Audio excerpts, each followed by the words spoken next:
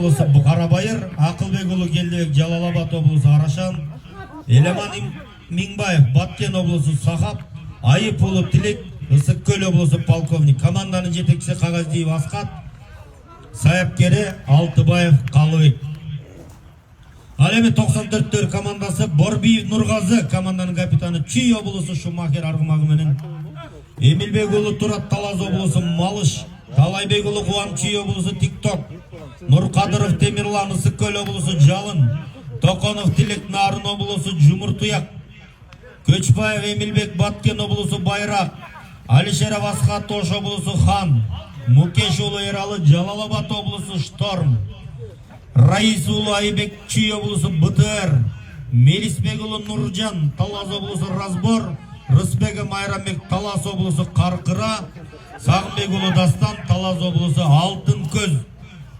Команданың жетекшісі Сейітқұлов Чыңғыз, машықтырушысы Орозбаев Джоки, саяпкері Шабралиев Рамил. Қайрадан әлі жерден көтеріп атқан 93-төр. Манас бұ? Қайрадан әлі көрдіңіздер бі? Манастың жерден текені көтерген. Чауылға 93-төр командасы ақырындап жылы бара жатқандығын көреді. Атандаштары бар, тосқолдық жаратып отқан ошаға қарабай. Тайғазанды көзде ырғытуыны көздеген Манастың бұл мақсаты ішке толық ашпай, атандашы жетіп бардыдағы мұна текенің бір шерағынан қармап алып. Мелисбекұлы Нұржан тақымға басқан екен. Науға 94-төр командасында ойын көргізіп отқан Рысбегі Майрамбек, жаңағы Москвада іштеп жүрген Адыл Байкеңден сағада 3000 сом кетті. Майрамбек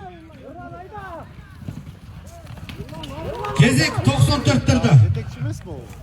Нұржан Мелисбекұлы.